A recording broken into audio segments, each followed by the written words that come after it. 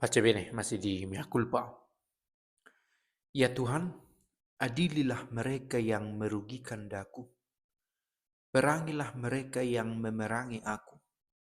Angkatlah senjata dan perisai, dan bangkitlah membantu aku ya Tuhan, sumber selamatku. Dalam nama Bapa dan Putra dan Roh Kudus. Amin. Allah yang maha tinggi dan penuh kemuliaan, terangilah kegelapan hati kami. Berilah kami iman yang benar, pengharapan yang teguh, dan kasih yang sempurna. Berilah kami ya Tuhan perasaan yang peka dan budi yang cerah, agar kami mampu melaksanakan perintah-Mu yang kudus dan yang tidak akan menyesatkan. Amin. Bacaan dari Injil Yohanes. 6 hari sebelum Paskah, Yesus datang ke Betania, tempat tinggal Lazarus yang ia bangkitkan dari antara orang mati. Di situ diadakan perjamuan untuk dia.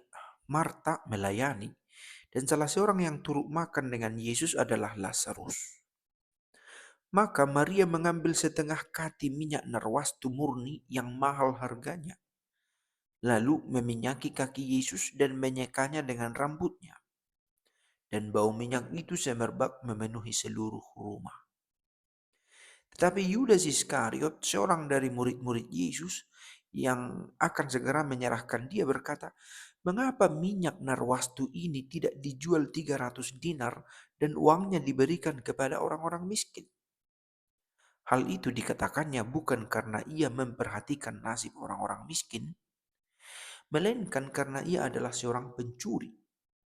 Ia sering mengambil uang yang disimpan dalam kas yang dipegangnya. Maka kata Yesus, "Biarkanlah dia melakukan hal ini mengingat hari penguburanku. Karena orang-orang miskin selalu ada padamu, tetapi aku tidak akan selalu ada pada kamu." Banyak orang Yahudi mendengar bahwa Yesus ada di Betania. Maka mereka datang, bukan hanya karena Yesus, melainkan juga untuk melihat Lazarus yang telah dibangkitkannya dari antara orang mati. Lalu imam-imam kepala bermufakat untuk membunuh Lazarus juga. Sebab karena dialah banyak orang Yahudi meninggalkan mereka dan percaya kepada Yesus. Demikianlah sabda Tuhan. Di sini ada dua sosok, dua tokoh yang hadir sebagai sandungan. Pertama, Yudas Iskariot, sandungan bagi Maria, boleh dikatakan ya. Maria membeli minyak yang mahal, hendak diberikan kepada Yesus untuk menyeka kaki Yesus. Yudas Iskariot mempersulit gitu ya. Kenapa harus semahal itu minyaknya? Kritik. Yang kedua, ada imam-imam kepala menjadi sandungan bagi komunitas dengan ingin membunuh Lazarus. Ada hal yang segaris antara Yudas Iskariot dan imam-imam kepala ini. Siapa itu? Mereka yang akrab dengan komunitas religius. Yudas Iskariot itu ada di komunitas para rasul, lingkaran satunya Yesus itu, tapi menjadi sandungan. Imam-imam kepala, orang yang dihormati di bidang keagamaan, juga merencanakan yang jahat, membunuh.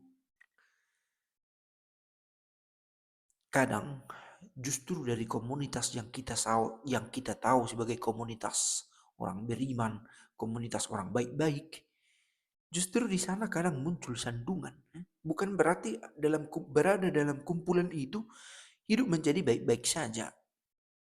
Nah, kiranya kita, teman-teman, yang berusaha ingin menyeka kaki Yesus dengan minyak yang mahal, yang memiliki keinginan untuk lebih dekat memelihara hidup rohaninya, lebih dekat dengan Allah dengan berbagai cara, kiranya bisa tetap bertekun bahkan bila pun rasanya tidak didukung oleh komunitas yang ada.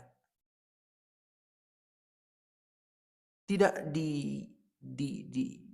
disemangati di dalam himpunan, di dalam kelompok. Kadang terjadi tuh sandungan terbesar itu justru dari orang-orang terdekat kita. Orang-orang yang kita harapkan sebagai pendorong, penyemangat. Karena itu akhirnya kita diajak menyadari bahwa kekuatan terbesar kita datang dari Allah. Itu ya. Tuhan, adililah mereka yang merugikan aku. Perangilah mereka yang memerangi aku. Angkatlah senjata dan perisai. Bangkitlah membantu aku ya Tuhan. Begitu tadi dikatakan sebagai pengantar dari Mazmur 35. Allah sendiri yang menolong kita untuk membangun hidup rohani. Bahkan dalam situasi-situasi sulit yang harus kita hadapi. Di komunitas, di keluarga, di tempat, di lingkungan kita. Pace bene.